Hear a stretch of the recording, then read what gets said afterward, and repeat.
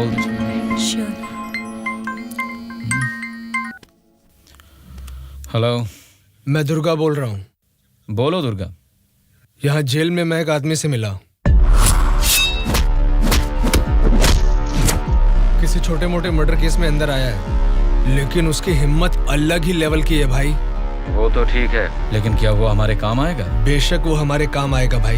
ठीक है, इस बार इलेक्शन रिजल्ट्स अगर हमारे फेवर में नहीं आए तो तुम्हें बाहर आना पड़ेगा। ठीक है भाई। तब मैं मामा से बात करके तुम्हारे साथ उसको भी बाहर लाने का प्लान करूंगा।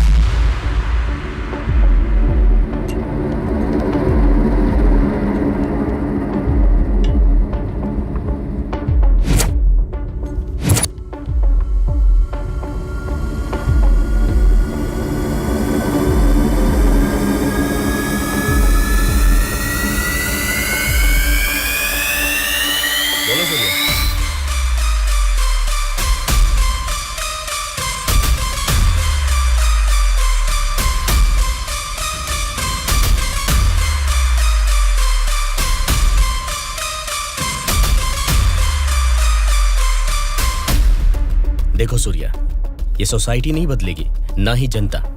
ये 100 साल के इतिहास में तुम्हें कभी लगा है कि वोट डालने का तरीका बदला है? हमें क्या लेना है सूर्या, मेरी बात सुन, ये सब अभी से छोड़ दे। देखो शिवा, जैसा तू बोल रहा है ये समाज नहीं बदला होगा, पब्लिक ने वोट देने का तरीका भी नहीं बदला होगा, लेकिन पब्लिक को पालने वाले नेता लोगों को हमें बदलना है यार। 40 दिन के इंतजार के बाद हुआ पर्दाफाश। जीते हुए उम्मीदवार जश्न मना रहे हैं तो हारे हुए उम्मीदवार उसकी वजह ढूंढने में जुट गए हैं। जनता के वोट ये बता रहे हैं कि उन्हें किसी से कोई बैर नहीं। दोनों मेजर पार्टियों को इलेक्शन में लगभग एक समान वोट मिले हैं। राज्य की पूरे 120 असेंबली सीटों में से सरकारी पार्टी को 48 सीट मिले हैं, वहीं ऑपोजिशन पार्टी को 52 सीट मिले हैं। बाकी 20 सीटें इंडिपेंडेंट एमएलएस को मिले हैं और वो ही तय करेंगे कि राज्य में सरकार किस पार्टी की बनेगी। अब उनमें से कितने लोग कौन सी पार्टी को समर्थन करेंगे, राज्य की सत्ता कौन सी पार्टी को जाएगी, ये सब जानने के लिए शक्ति परीक्षण होने तक सबको इंतजार करना ये होगा। क्या है सर, इस बार ऐसे कैसे हो गया? अब हम क्या करेंगे सर? इस बार भी गवर्नमेंट हमारी ही बनेगी।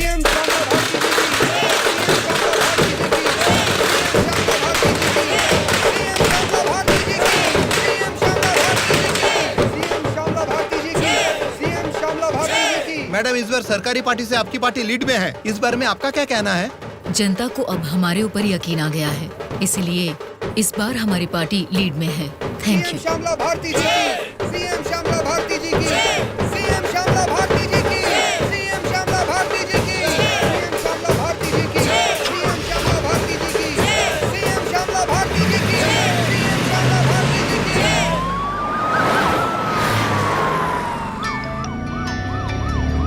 मैडम, सीएम राम मोहन राव जी का फोन आया है। बोलिए एक्स सीएम राम मोहन राव जी, कैसे लगे आपको इस बार के इलेक्शन के नतीजे?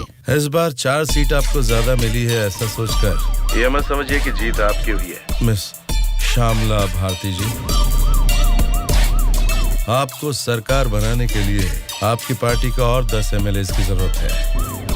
अगर 10 एमएलएस को खरीद लिया तो भी 10 दिन के अंदर शक्ति परीक्षण के लिए उनका वहाँ होना बहुत जरूरी है। तो जाहिर है कि आपकी पार्टी को मेरी पार्टी से भले 4 सीटें ज्यादा आई है या मेरी पार्टी को 4 सीटें कम आई है, तो भी आखिर में असेंबली में आपकी जगह हमेशा की तरह विपक्ष में ही रहेगी। ये बात मत भूलिएगा मिस श्यामला भारती जी।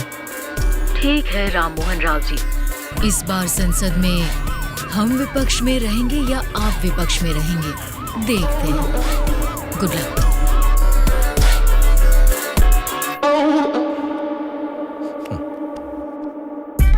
ये जानते हुए कि हमारी पार्टी लीड में है, ये राम मोहन राव कॉन्फिडेंटली कह रहा है कि हमारी पार्टी जीत नहीं सकती। इससे ये साफ पता चलता है कि हमारी पीठ पीछे साजिश हो रही है। हम एक लीडिंग पार्टी है, हमें हमारी पार्टी को सत्ता में लाने के लिए उन 20 इंडिपेंडेंट्स को हमारी पार्टी में लाने का कोई न कोई तरीका ढूंढना होगा। हमें उन 20 लोगों को जल्द खरीदना होगा मैडम, और उसका केवल एक ही रास्ता है। कौन सा रास्ता? अनंतगिरी में 20 साल से ना हारने वाले कल्याण प्रसाद को हमें सबसे पहले खरीदना होगा मैडम। उसी को क्यों? वही किंग मेकर है मैडम। जितने भी 20 इंडिपेंडेंट उम्मीदवार है वो सब उसी के हाथ में रहते हैं। तो फिर जल्द से जल्द बुलवाइए उसे। कल्याण प्रसाद को फोन करके कहो कि तुरंत मेरे फार्म हाउस पर आकर मुझसे मिले। ओके? ठीक है सर।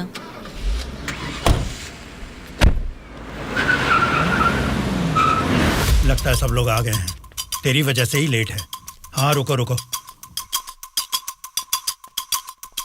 नमस्कार मैडम।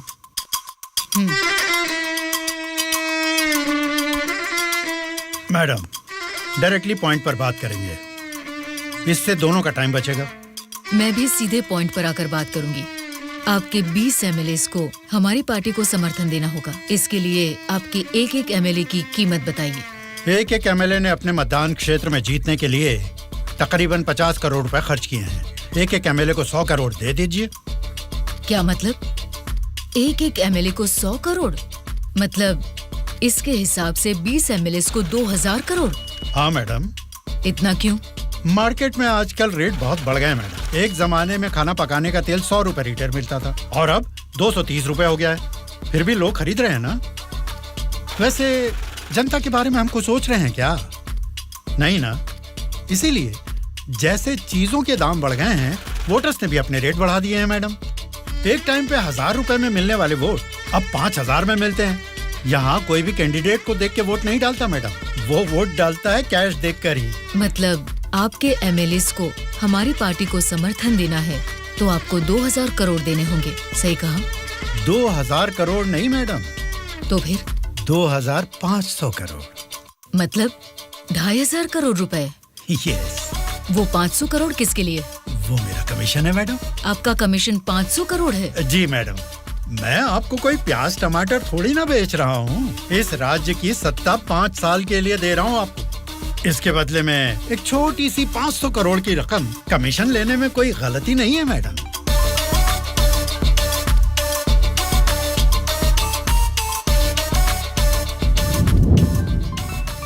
सत्ताधारी पार्टी का फोन। अगर मेरा प्रपोजल आपको जमता है तो फोन काट दूंगा, और नहीं तो इस बार फिर से उन्हीं की सरकार बनेगी। सोच लीजिए। सर, कल्याण प्रसाद जी मेरा कॉल कट कर रहे हैं sir.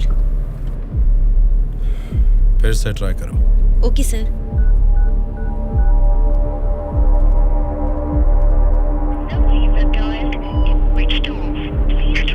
Sir, phone switch off आ रहा है सर। ठीक है, उसे वॉइस मैसेज भेज दो। Okay sure sir. आपने 2500 करोड़ मांगे जो मैं दे रही हूँ। कोई गलती नहीं होनी चाहिए। शक्ति परीक्षण वाले दिन हमारे 20 एमएलए आपके पीछे दुम हिलाते हुए चलेंगे। आप जहाँ साइन करवाएंगी वहाँ करेंगे। अब आप सीएम पद की शपथ लेने के लिए तैयारी कीजिए मैडम। लेकिन उसके पहले हमें एक काम करना है। वो क्या है मैडम? आपने मुझसे हाथ मिला लिया है, ये खबर राम मोहन राव को जरूर पता चल जाएगी। हमें हमारे एमएलएस को सेफ रखना होगा। इसलिए उन सभी एमएलएस को राम मोहन राव से सेफ रखने के लिए मैंने बेंगलुरु में एक स्टार होटल पूरा बुक कर लिया है। शक्ति परीक्षण होने तक वो सारे उधर ही रहेंगे। आपके एमएलएस के साथ हमारे एमएलएस को भी मिलाकर उधर भेजेंगे तो वो सब साथ में वहाँ सेफ रहेंगे। आपकी बात सही है मैडम, पर उस राम मोहन राव के डर से सिटी से इतनी दूर बेंगलुरु में एमएलएस को रखने की जरूरत नहीं है मैडम। वो क्या है ना, शहर के बीचों बीच मेरे कंट्रोल में एक जगह है जिसके बारे में किसी को नहीं पता। ये 10 दिन हम अपने एमएलएस को वहीं छिपाएंगे तो टाइम भी सेव होगा और अपने लोग अपने ही साथ हैं ये भरोसा भी रहेगा। लेकिन उतनी सेफ प्लेस इस सिटी में कहाँ है? सॉरी मैडम, शक्ति परीक्षण होने तक उस जगह के बारे में मैं आपको भी नहीं बताऊंगा। ठीक है, फिर आपके एमएलएस के साथ हमारे एमएलएस को भी आपकी बताई हुई जगह पर भेजूंगी। देखना कोई भूल ना हो। Okay madam. सत्या। हाँ सर। सर, श्यामला भारती जी ने कल्याण प्रसाद जी को 2500 करोड़ में खरीद लिया। अब हमारी हालत क्या होगी सर? हमारी सरकार गिर गई क्या? सर, इलेक्शन में मैंने 100 करोड़ खर्च किया, अब मेरा क्या होगा सर? बताइए सर, क्या होगा सर? क्या होगा? बस चुप हो जाओ। परेशान होने की जरूरत नहीं है। शक्ति परीक्षण में अभी टाइम है। मैं जानता हूं मुझे क्या करना है। आपकी बात मुझे समझ आ गई। अभी मुझे क्या करना है बोलिए। अनऑफिशियली किसी भी हालत में दुर्गा मुझे जेल से बाहर चाहिए, चाहे जितने भी पैसे लग जाएं। तुरंत जेलर से बात करके काम को अंजाम दो। ठीक है मामा, पर एक रिक्वेस्ट है।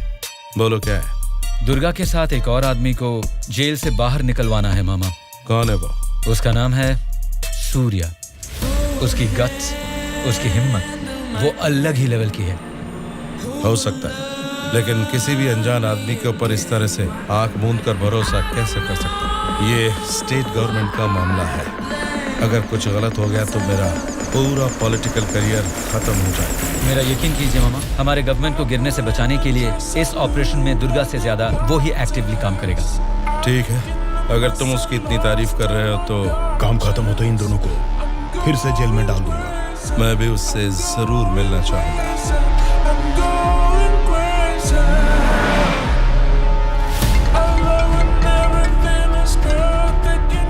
हेलो मैडम, मुझे आपको एक इन्फॉर्मेशन देनी है।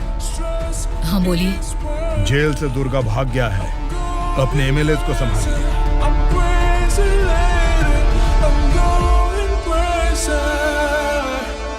इनको अभी छोड़ के आपने वो पार्टी को इन्फॉर्मेशन क्यों दे दिया सर? वो लोग आपस में लड़के मरेंगे तो ही ना हम जैसे लोग सेफ रहेंगे।